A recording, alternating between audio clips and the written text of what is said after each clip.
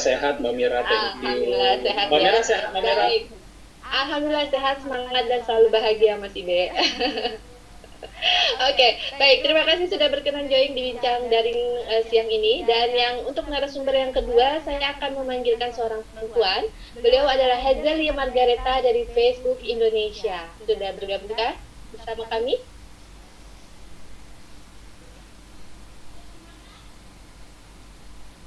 Oke, sedang proses. Halo, selamat siang Mbak Hazelia. Selamat siang, Assalamualaikum warahmatullahi wabarakatuh. Apa kabar Mbak Mira, Mas Ibe? Warahmatullahi wabarakatuh. Alhamdulillah kabar baik Mbak, kami semua kabar baik.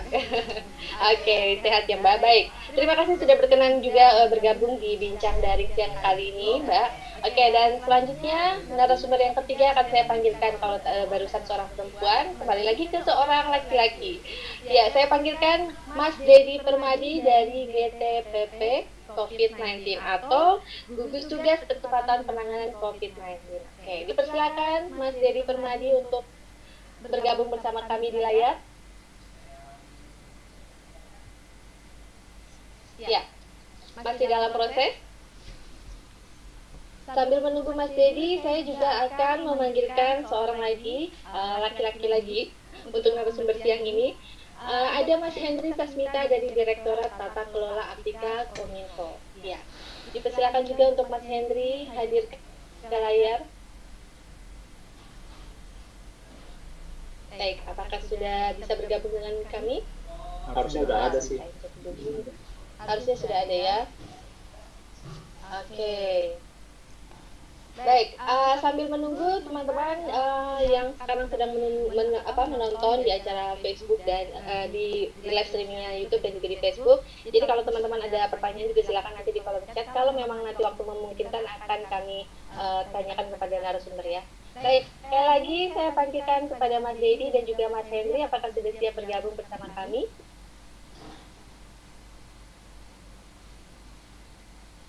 Atau sambil nunggu mungkin kita aja dulu bertiga ngobrol ya Mbak Mira ya.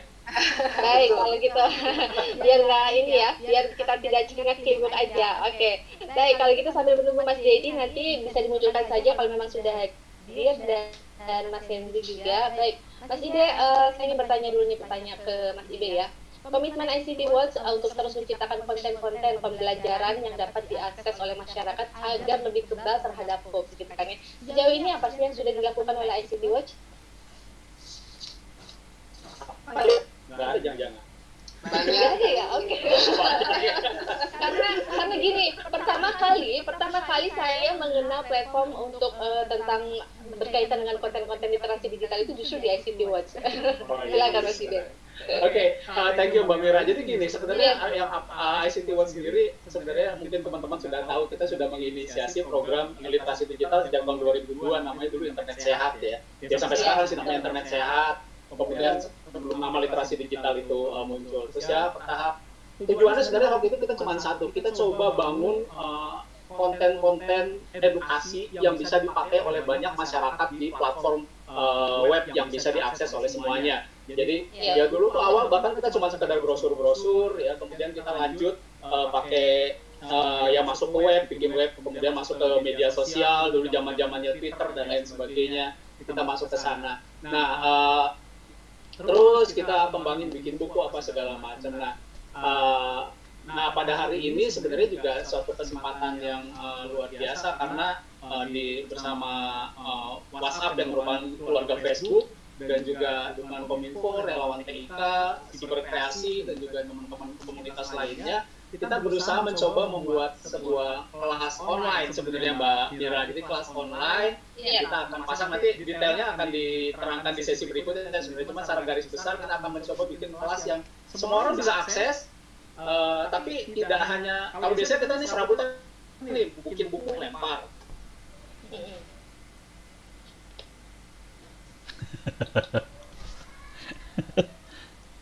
Kita bikin mudah-mudahan agak lebih terstruktur nih. Jadi lebih terstruktur, kita bikinnya dalam bentuk kelas gitu ya, ada urutannya, ada materinya di sana, ada materi utama, ada materi aduh ada Mas Dedi jadi malu. Ada materi utama, ada materi suplemen dan lain sebagainya. Iya. Kinclongnya Mas Dedi. salah satunya juga terkait dengan COVID nanti mungkin juga bisa lebih ditegaskan oleh Mas Dedi dari gugus tugas penanganan COVID-19 ya. Yang kami coba bikin juga salah satu materi utama, satu materi yang menjadi harus menjadi rujukan dari bagi peserta kelas online ini adalah bagaimana menangani disinfodemi di era COVID ini. Apa itu disinfodemi nanti Mas Dedi lah yang cerita. Tapi intinya bahwa kita akan mencoba membantu masyarakat. Tadi kalau bertanya gimana sih supaya pebawa hoax itu tadi, kita terus dorong karena bagaimanapun kok saya pesimis kalau produsen hoax itu akan berhenti. Jadi salah satu cara yang bisa kita lakukan adalah bagaimana menguatkan imunitas masyarakat terhadap hoax itu dibandingkan istilahnya menghentikan hoax itu sendiri, karena menghentikan hoaxnya itu menurut saya kok rada ya agak impossible gitu ya, karena banyak sekali kepentingan orang baik itu sengaja ataupun tidak sengaja terkait dengan hoax gitu. Jadi itu Mbak Mira, jadi poinnya adalah bagaimana kami akan terus membangun konten-konten pembelajaran, dan dalam hal ini di siang hari ini kita coba launching namanya kelas online yang bisa dimanfaatkan oleh berbagai lapisan masyarakat untuk bisa meningkatkan imunitasnya terhadap hoax itu.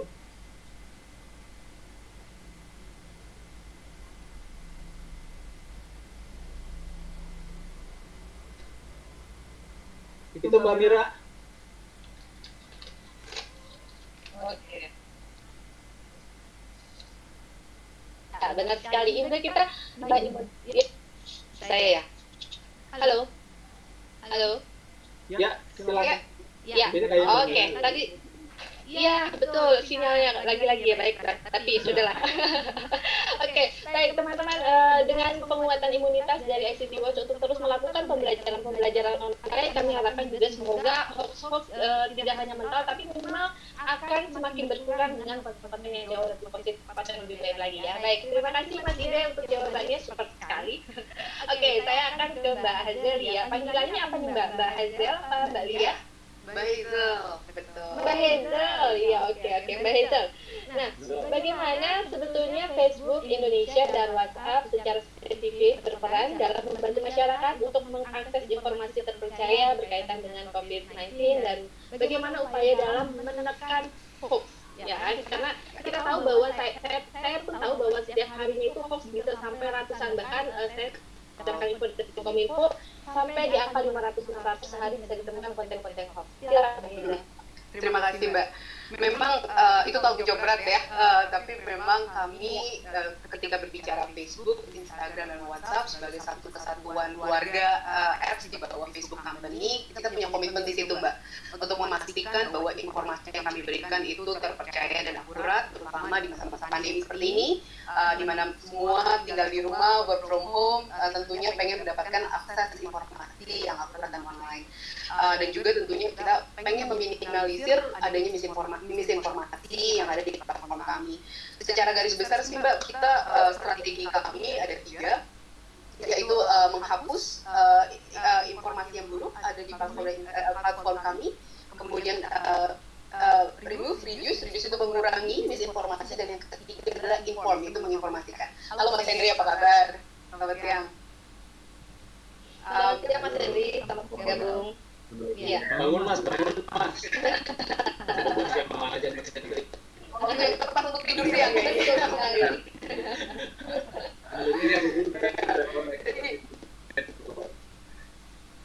Iya, makanya lagi-lagi kendala sama baik. Silakan dilanjutkan.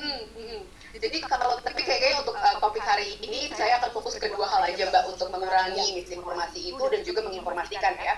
Kalau kita mereduce misinformasi yang ada di platform, kalau kita berbicara WhatsApp misalnya, mungkin beberapa pihak belum tahu, kami sudah meluncurkan berbagai produk yang berbeda di belakangan ini Mbak. Yang pertama misalnya kita menginformasikan adanya forward label. Jadi kalau misalnya informasi itu diteruskan dari pengirim, maka akan ada tandanya. Jadi penerima akan melihat, oh ini ternyata informasi bukan dari si penerima langsung, tetapi di forward dari pihak lain, maka dia akan lebih hati-hati. Kami juga membatasi jumlah pesan yang diteruskan tidak lebih dari 5. Harapan kami itu bisa mengurangi sirkulasi viral, dan memang datanya menunjukkan 25 misinformasi atau yang bersifat viral itu bisa dikurangi Mbak dengan pembatasan 5 ini. Dan terakhir kami juga melakukan kalau memang misalnya sudah di forward 4 kali, maka akan ada 2 tanda panah, Mbak. Ini hal-hal teknis, tapi saya rasa sangat berguna banget buat pengguna WhatsApp ya, karena artinya mereka mengetahui, oh ternyata ini sudah di forward cukup banyak gitu.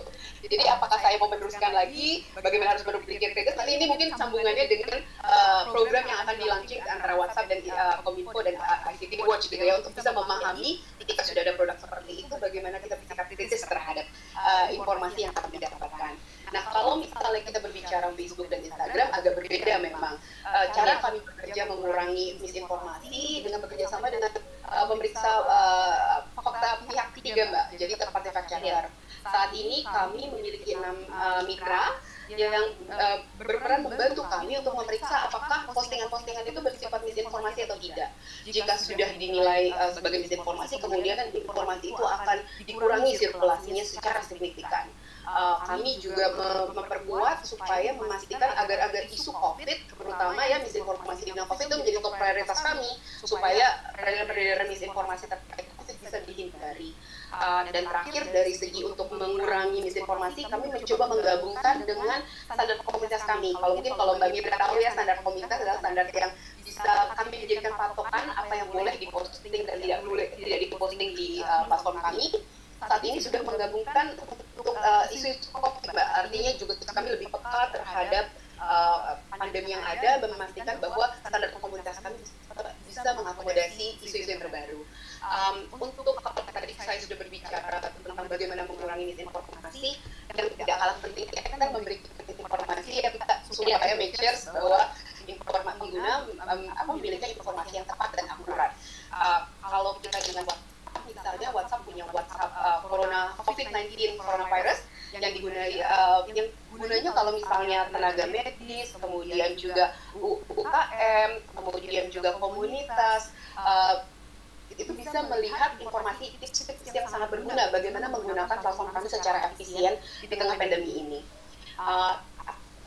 Sama pusat informasi yang sama juga dilakukan di Facebook dan Instagram. Kalau memang misalnya kita mau mencari search tentang COVID-19 gitu ya di Facebook dan Instagram, itu akan mencoba mengalihkan kepada pusat informasi yang isinya ada gugus tugas penanganan COVID, kemudian juga WHO, UNICEF. Jadi memastikan bahwa pengguna-pengguna kami diteruskan atau memiliki akses terhadap informasi yang akurat gitu. Dan tidak kalah pentingnya kalau kita berbicara tentang memberikan informasi, kita pengen semuanya mudah ya Mbak. Jadi kita bekerja sama dengan Kominfo, kemudian bekerja juga sama dengan gugus tugas penanganan COVID. Kami juga membuat WhatsApp chatbot. Jadi masyarakat bisa dapat situasi update terbaru tentang COVID, rumah sakit rujukan, tips memakai masker, kemudian apakah bahkan terakhir sudah dimasukkan tentang rapid test, apakah perlu saya rapid test atau tidak begitu. Jadi informasi-informasi itu bisa didapatkan secara mudah melalui WhatsApp chatbot ini. Jadi kalau saya rangkum, memang upaya kami mencoba melihat dari mengurangi misinformasinya, kemudian juga memberikan informasi-informasi yang terpercaya. Tapi kita melihat bahwa kombinasi kedua ini nggak cukup, Mbak. Kita butuh masyarakat juga lebih punya keahlian khusus ya, melihat bagaimana ketika ada informasi disuguhkan di platform, bagaimana bisa secara kritis, bagaimana bisa mengamankan juga privasinya, juga bisa semua yang kami harapkan dengan kerjasama dengan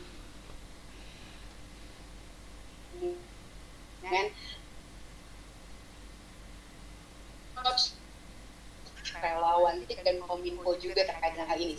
Di masanya Kak Indro mengkritisi sebuah informasi yang ada. Itu saja Mbak Mira. Amin, baik. Terima kasih Mbak Heza, sungguh jawaban yang sangat jelas, detail, dan saya yakin teman-teman yang saat ini menonton juga lebih mendapatkan pencerahan. Tadi yang pertama kita sudah mendengarkan dari sisi konten bagaimana ICT Watch berkomitmen untuk terus mengadakan kelas-kelas online dan memberikan imun dengan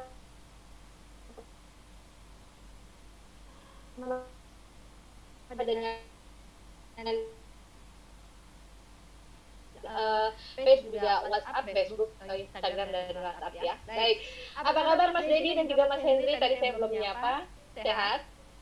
Sehat. Sehat.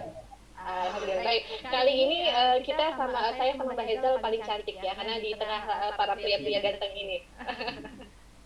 Oke. Oh iya tentu tetap dong Mas Dede paling ganteng ya.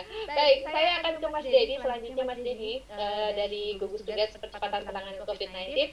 Mas Dedi, pentingnya literasi digital di tengahnya meluas disinfodemi di masyarakat terkait COVID-19 itu yang akan saya tanyakan ke Mas Dedi. Sebetulnya apa sih disinfodemi? Karena saya yakin masyarakat juga ada yang belum tahu disinformasi itu apa. Sekarang harus ada sekarang ada disinfodemi. Silakan Mas Dedi. Ya, Kak Mira, selamat siang. Om Ide, ngomong-ngomong kok bisa potong rambut ya? Itu ya di mana? Kebetulan saya sudah ada istri di rumah yang bisa ngurus Mas. Oh, iya. Itu Mas, itu jawabannya Mas. Masalahnya Mas Dedi. Tetap kena ya. tetap Pertanyaannya salah ini.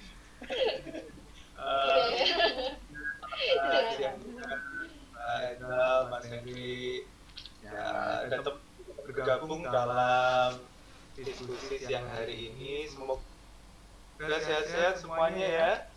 Nah, kembali ke pertanyaan Kak Mira tadi terkait dengan disinfodemi ya. Jadi sebetulnya kita bisa mengartikan bahwa di tengah pandemi ini ada banyak sekali yang namanya information disorder atau kekacauan informasi. Kok kacau informasinya? Karena informasi itu disebarluaskan dengan tidak bertanggung jawab dan isinya adalah kabar atau berita bohong. Nah, itu sering disebut sebagai information disorder. Nah, information disorder itu salah satu jenisnya adalah hoax, kabar bohong. Nah, kenapa kok ini sangat mengganggu?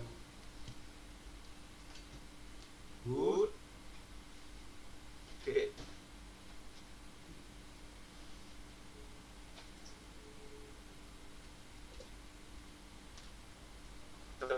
Sebetulnya ini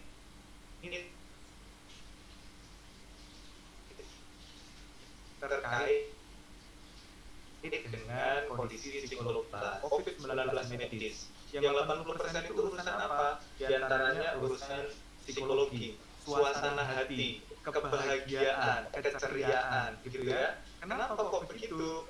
Karena ketika orang ada di rumah, mereka cenderung akan bosan.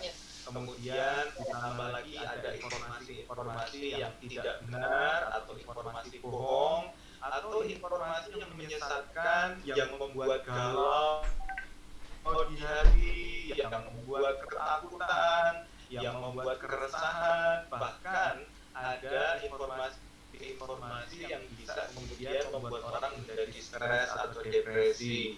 Di masa-masa ini sangat banyak potensi adanya informasi yang macam begitu, Kak Mira. Makanya kalau dapat informasi yang semacam itu, orang menjadi terganggu secara psikologis. Nah, dari sisi kesehatan jiwanya kemudian akan terganggu juga. Kalau kesehatan jiwa dan juga psikologisnya terganggu, apa akibatnya? Akibatnya imunitasnya menurun. Saya sering dapat cerita dari teman-teman, aduh saya ini udah di kos 2 bulan nggak kemana-mana, nggak bisa ngobrol sama teman-teman karena harus WFH gitu ya, ngubungin pacar nggak bisa ya, kemudian mau olahraga yang agak yang kecil atau apa gitu juga nggak bisa gitu ya.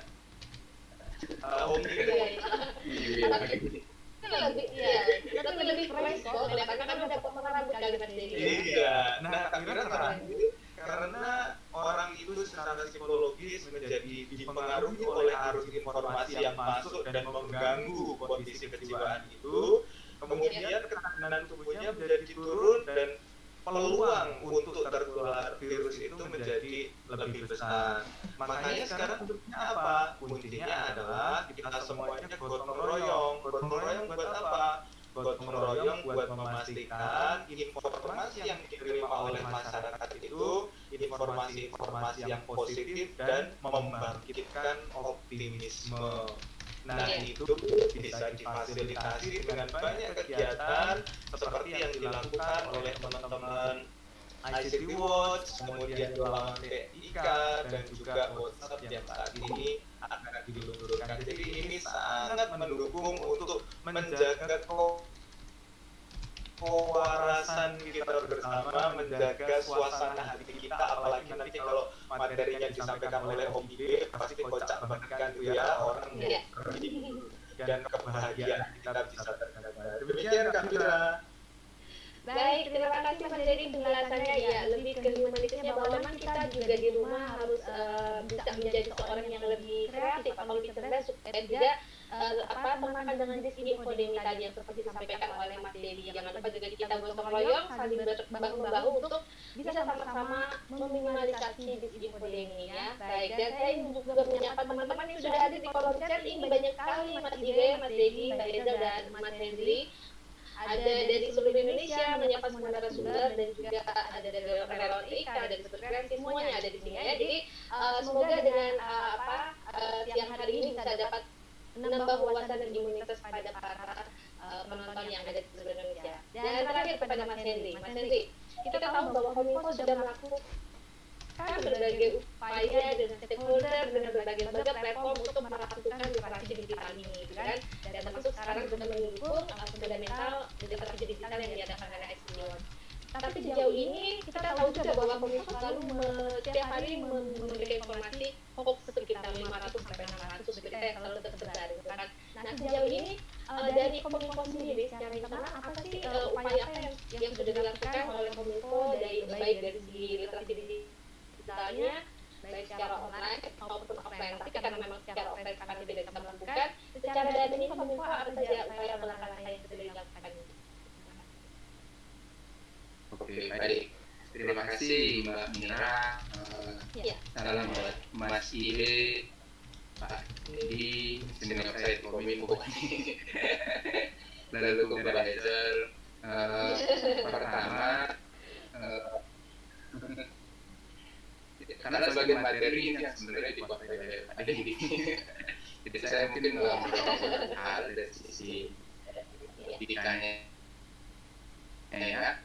Mohon maaf dulunya Bu Mariam dan Pak Dirjen tadi, memang pagi tadi sudah diagendakan lalu kemudian mendadak dipanggil Pak Menteri jam 2 ini. Berkaitan dengan kembali ke pertanyaan Mbak, pertama kita tahu Mbak bahwa Kominfo tidak mengambil posisi seperti ini. Jadi kami menginternet itu segala sesuatu yang dibolehkan untuk berekspresi, untuk dan sebagainya ya. Jadi segala sesuatu itu boleh kecuali yang dilarang. Dan bukan sebaliknya. Jadi kita tidak melakukan pendekatan ideologis atau membatasin karena kita tahu konsepnya internet itu seperti itu. Silakan boleh tapi kecuali dilarang jangan ya gitu. Nah, oleh karena itu saya agak masuk ke ini ya, seperti yang berkaitan dengan sisi informasi dan sebagainya tadi, bahwa kita tahu juga mungkin rekan-rekan sekalian itu sudah sering mendengar atau membaca ya beberapa klarifikasi melalui siaran pers yang Kominfo terbitkan, atau kemudian ada laporan isu yang mungkin ya tiap hari kan tiap minggu tiap bulan ya kita keluarkan. Nah itu sebenarnya hanya satu serpihan yang itu mencoba untuk menghadirkan negara untuk memberikan beberapa konten positif yang dalam tahapan pencegahan gitu. Nah itu terus kita lakukan meskipun kita WFH teman-teman di dalam tim itu juga bekerja untuk menghadirkan beberapa informasi untuk mengklarifikasi dalam konteks pencegahan.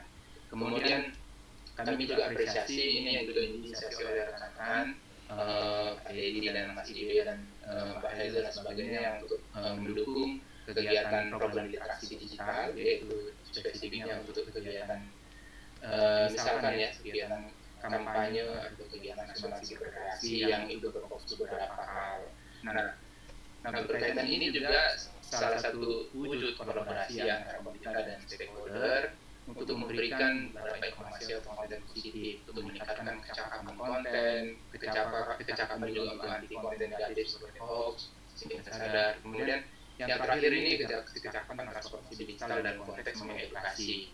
Jadi kami juga memahami dan mungkin juga rekan-rekan juga sudah melihat bahwa Kominfo mempunyai program digital talent, yaitu untuk konsepnya rebahan positif yang sehingga rebahan positif semakin bermakna dengan kita ikut di digital talent Kominfo yang saya akses di website-nya. Di situ juga rekan-rekan bisa ikut dalam suatu program-program sesuai dengan keterampilan. Ini sebenarnya program untuk meningkatkan keterampilan yang menyiapkan tenaga digital untuk menyongsong Indonesia digital ke depannya. Kemudian saya langsung masuk untuk literasi digital, saya pikir cukup seperti itu. Beberapa program banyak, materinya juga bisa diakses di literasi digital ID. Programnya banyak, kampanye, diskusi, workshop, kemudian pandu digital dan sebagainya. Saya rasa saya cukupkan. Nah, kemudian tadi juga Mbak Hazel menyinggung tentang chatbot ya.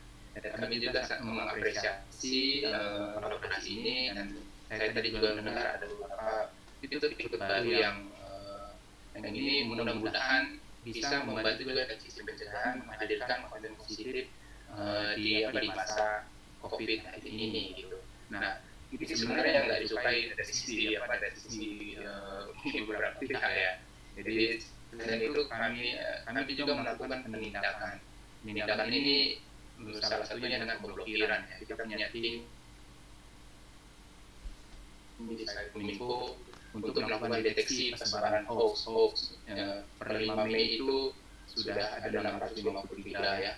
Kemudian di sisi pengendalian bersama platform juga dari Facebook, Instagram, kemudian WhatsApp juga kita melakukan deteksi itu sudah banyak yang sudah ditindaklanjuti juga ada platform dengan mekanisme internalnya. Kemudian di sisi lain Kominfo bersama hukum juga melakukan investigasi ya.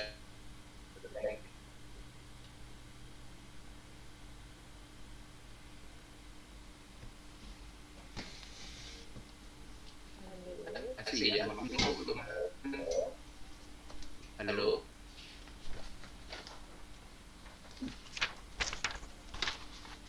Untuk menjaga kualitas layanan, sehingga ini juga untuk mengakselerasi pembelajaran dari rumah ya. Kemudian terakhir juga ini yang dari saya, kita juga punya PPNS, jadi samping kami bekerjasama dengan polisi, kami juga mempunyai beberapa pelanggaran yang berkaitan dengan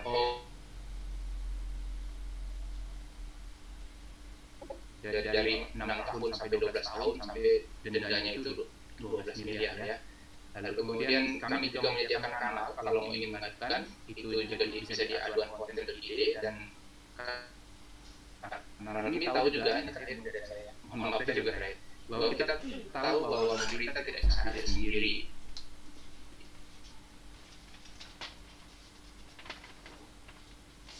Yang memang bersama kita hadapi. Karena itu inisiasi dan kolaborasi semacam ini memang kami harapkan juga bisa diteruskan, lalu kemudian bisa berkolaborasi dengan stakeholder lain juga. Sementara itu dari saya, terima kasih. Baik, terima kasih Mas Henry. Ya, jawaban dari Mas Henry sepertinya juga menambah menjadikan sesi ini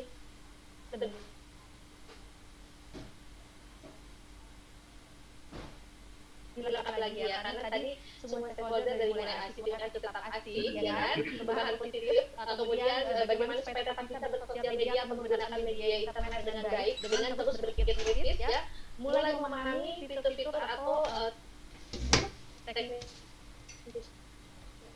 yang memang diberikan lebih banyak oleh para penyedia layanan, dan juga ketika acara fundamental literasi digital ini, karena memang akan banyak sekali konten-konten yang bisa membuat perubahan kalian semakin berimun ya, semakin positif dan semakin asik. Oke. Baik.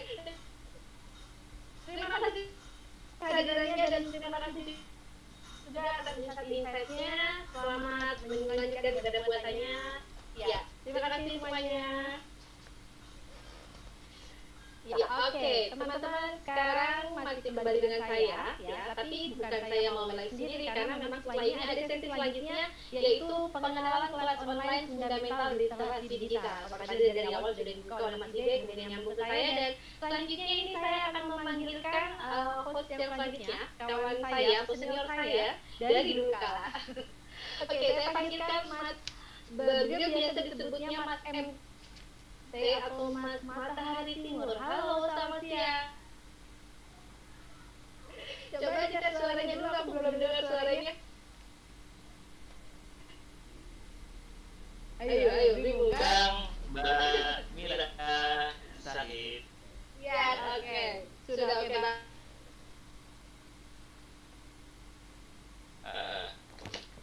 Oke. Terima kasih karena saya hadir, tapi saya nggak sendiri ya. Saya ada teman ya. Oke, ada teman satu tapi untuk melengkapi Mas MT biar saya yang manggil coba ya. Karena beliau juga senior saya juga di zaman dulu kan. Oke. Saya panggilkan dulu lagi saudara. Zaman dulu kala dari sini tetap lagi di hati pokoknya kalian berdua ya. Oke, biasa dipanggilnya Akang gitu kan. Akang Acep atau Kang Espentura. Halo, selamat siang. Ya. Ini beneran kan enggak ya? Waduh, aku kok jadi kayak aku ya. Kenapa begini? Pakai topeng. Oh, lagi PSBB. Oke. Nih, buka dulu topeng. Nah, buka dulu dong.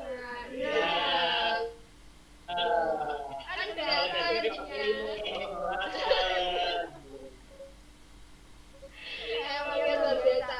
Oke teman-teman, selanjutnya sesi akan dipandu oleh beliau-beliau ini yang pastinya akan sebelumnya dan tukaran. Sampai jumpa Kang Aceh.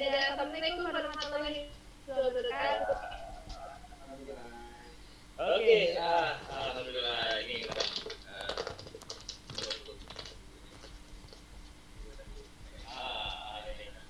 gimana nih Bang? Udah untuk jalan terus? Jalan dong. Assalamualaikum warahmatullahi wabarakatuh. Ngapain? Oh, untuk jalan sih nggak apa-apa. Jangan aku ketemu gimana caraku untuk jalan terus aja. Bukan lagi ya? Bukan.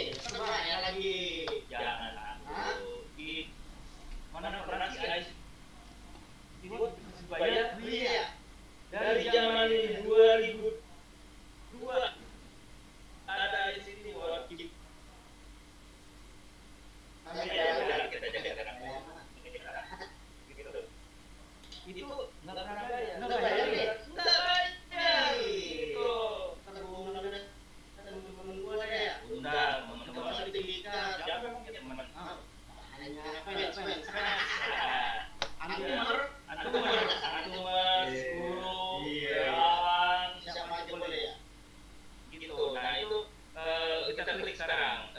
Ini ada silabusnya, ada kelasnya apa aja gitu kan? Ada kelas-kelasnya tuh ya.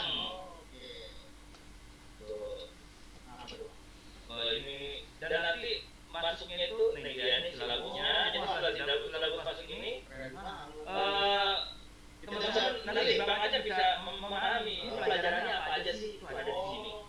Pelajarannya banyak dan kita bisa langsung menuju ke dua kelas belajar. Ada dua kelas belajar. Yang ada pertama ada di Udemy. Udemy itu semacam platform kelas online. Temannya Akademi. Iya, Udemy yang jualan jamu itu kan dia pakai lewat itu. Iya, temannya Akademi. Akademi gitu. Beda ini Udemy. Dan itu bisa lagi dan satu lagi di Facebook. Jadi ada dua yang ini Ada dua yang di Facebooknya. Ya, ini yang di Udemy-nya. yang gua pada bilang KCMO. Wah nih, jadi teman-teman bisa ya di dua platform ini nih. Ada di Udemy, ada Facebook gitu. Keren banget. Gratis atau sertifikat pakai kartu lagi. Harus pakai kartu juga kali. Ada kartu-kartuan. Mau daftar pakai kartu dulu. Gak usah pakai kartu. Pokoknya kita punya akses belajar. Kata utamanya mau belajar. Sama di Sama di Udemy. Akademi. Udemy gitu kan. Keren banget nih. Teman-teman nanti bener. Ya belajar dapat sertifikat Gretong bu. Retong. Zaman anak sekarang Gretong. Sorry, jaga. Kita jaga.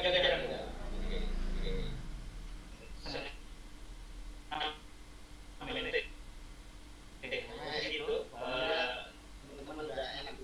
Kita nanti bisa belajar semuanya itu teman-teman di belajar. Ingat kata belajar. Ingat websitenya belajar titik ICT-World.id. Jangan lupa. Nanti dari situ Anda bisa memilih kelasnya. Mau yang lebih suka belajar Kapan aja. Betul. Jadi kapan aja Pak? kapan? Kapan aja yang belajar? Kapan? Oke deh Pak. Ini kita sebentar aja masih di sini. Siap-siap itu untuk berkenalan gitu. Kita ada dulu ini ada tamu kita yang dulu juga bareng-bareng gitu ya. Ada ini yang namanya Pok Tisa. Gitu ya. Gimana nih kabarnya nih? Udah lama gak ketemu nih Neng? Kabar? Iya. Udah lama ya? Iya. Oh, Iya nih. acara LDR. Kita dulu ngumpul di LDR. Renang Digital Ramadan. Sekarang masih ada juga. Iya, sekarang kita LDR nih jauh-jauhan nih. Tapi demi demi satu bangunan, satu rumah ya. Oke, selamat melanjutkan Tisa. Neng Tisa ya. Selamat sore ya, selamat sore teman-teman semua, Bapak Ibu, beracara ngabuburit IT. Nah, hari ini kita bakal bicara tentang literasi digital, di mana